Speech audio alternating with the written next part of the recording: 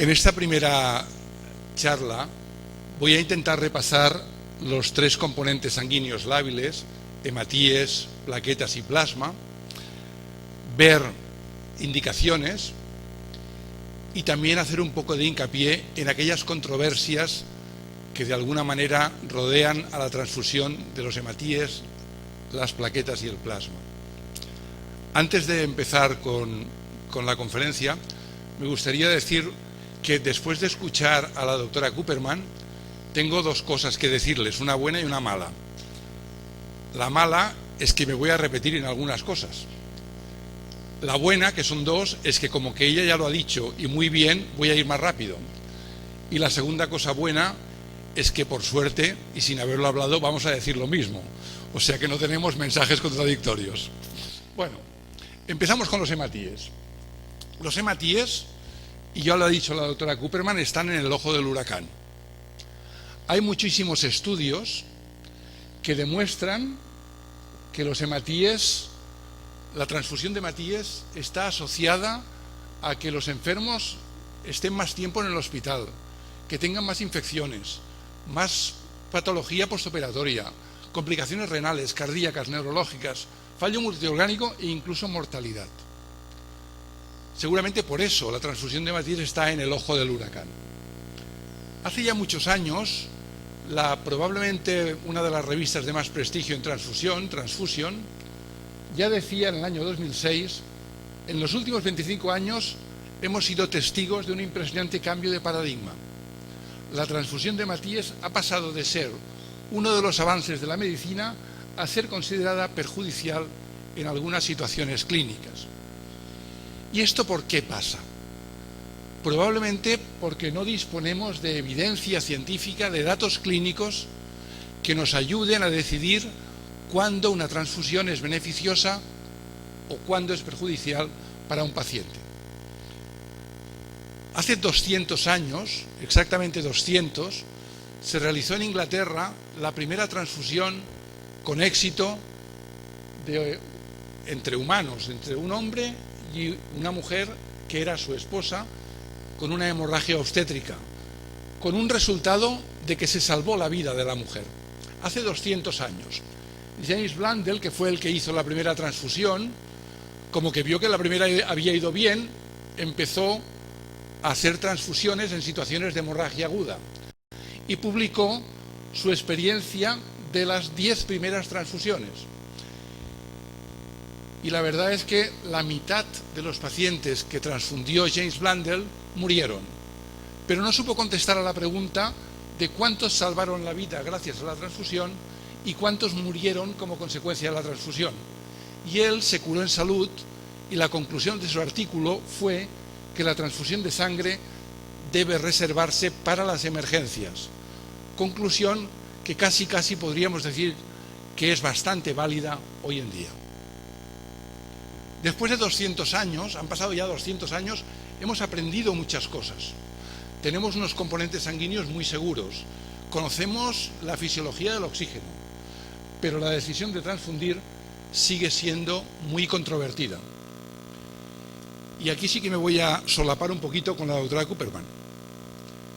La única indicación para una transfusión de hematíes debería ser corregir una deficiencia en la oxigenación tisular. El razonamiento del prescriptor de la transfusión debería ser el siguiente: yo voy a incrementar la hemoglobina con la transfusión, este incremento de hemoglobina va a mejorar la oxigenación tisular y esta oxigenación tisular va a acabar mejorando la morbilidad o la mortalidad del paciente. Este es el único razonamiento válido para indicar una transfusión de hematíes, no hay otro.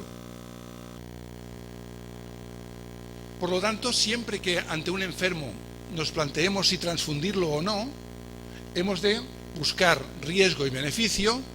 Si el beneficio pesa más, la decisión será correcta. Si no es así, no. La pregunta que nos hemos de hacer siempre es: ¿la transfusión de hematíes para este enfermo va a mejorar la hipoxia tisular? Y permítanme recordar dos conceptos que ya ha comentado la doctora Cooperman. El concepto de disponibilidad de oxígeno y el concepto de consumo de oxígeno. La disponibilidad de oxígeno es el oxígeno que llega al tejido. Es el oxígeno que hay en la botella del submarinista. El consumo de oxígeno es el que respira el submarinista. Es el que el tejido aprovecha.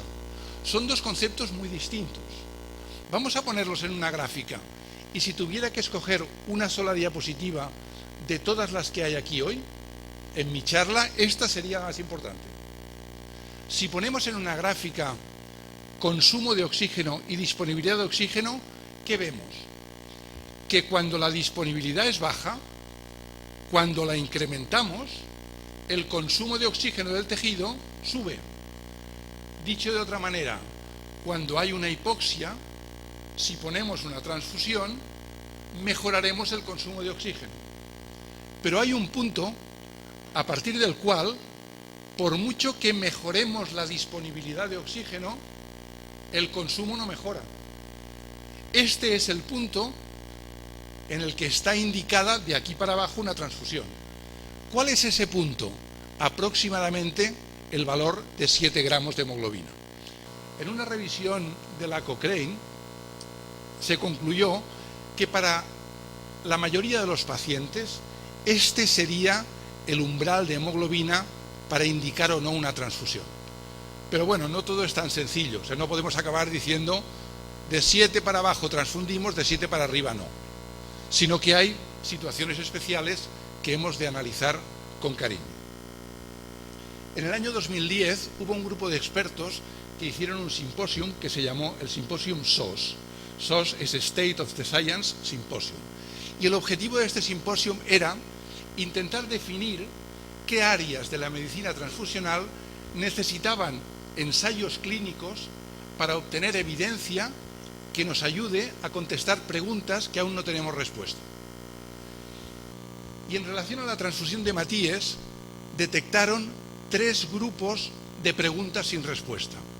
Uno relacionado con pacientes pediátricos, concretamente con prematuros y con pacientes críticos, otro relacionado con cirugía cardíaca y otro con enfermedad coronaria. Perdón, teniendo aquí a la doctora Cooperman, no voy a hablar nada de pediatría. Sería, por mi parte, un valor excesivo.